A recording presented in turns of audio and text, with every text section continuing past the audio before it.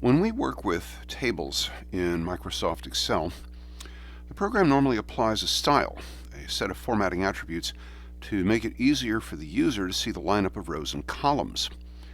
But sometimes requirements such as product branding or accommodating red-green color blindness have to be looked at, so creating a custom table style is a technique we may need. It's pretty easy, though. For demonstration, we'll start by clicking in an existing table, which, as you can see here, is already using a default style.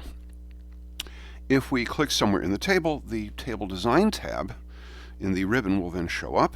You can give that a click. And then we can go over here to the Table Styles group and click the Table Styles drop-down to see the complete list.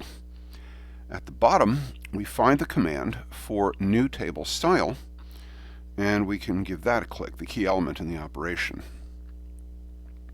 When we select it, the dialog box comes up and allows us to name and set up the style as we like.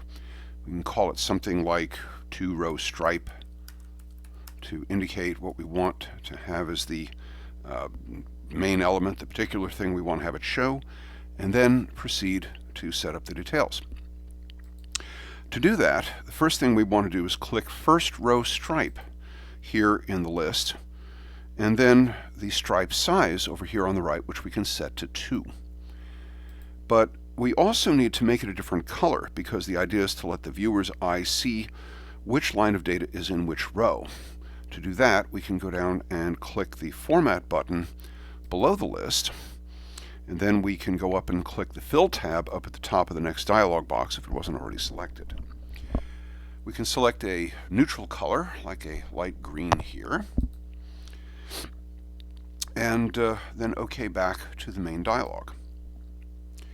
The next thing is to make the second row stripe the same height, even though we don't give it any color. We don't want to use too many colors either. It can look unprofessional, but if the heights are even, the effect is more consistent and therefore easier to understand. So we set the stripe size here to 2 also.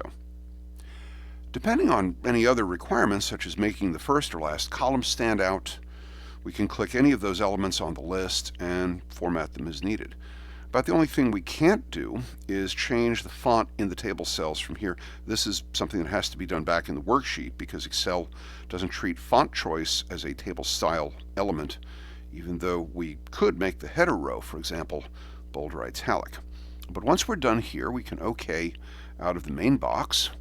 Style is done. It's easily applied. We just make sure the table is still selected and click the drop down for the table styles.